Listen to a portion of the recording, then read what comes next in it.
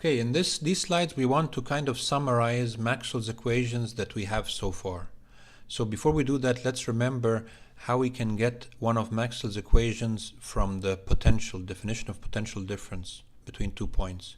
If you have point 1 and point 2 and you get the potential difference V2 minus V1, remember this was the definition.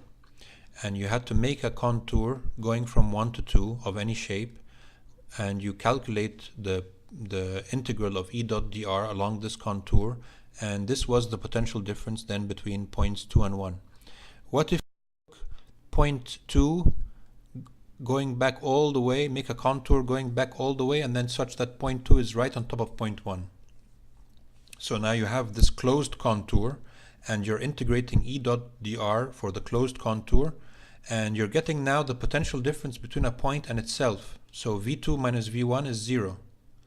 So that means that when you go around a closed contour and you integrate E dot dr around a closed contour, you get 0.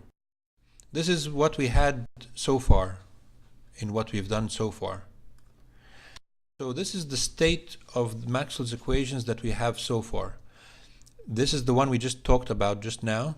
Integration of E dot ds is equal to 0. This is not complete, and there's some problem here. This is true for the case when you're talking about only static charges.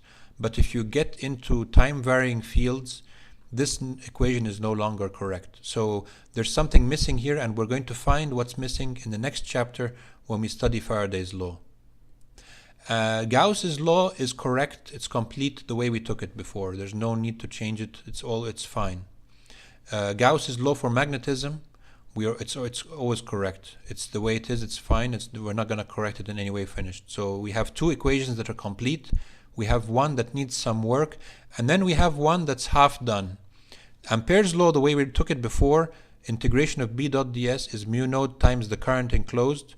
This is really only the case when you don't have any time-varying fields again.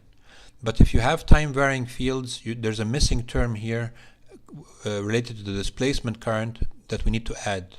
When you put this extra term, then the equation will be always correct. When you add here the right-hand side, the correct term for Faraday's law, again, this equation will be always correct. So we're almost ready to get Maxwell's equations in the complete form, but we're not there yet. We still have a little bit of work to do.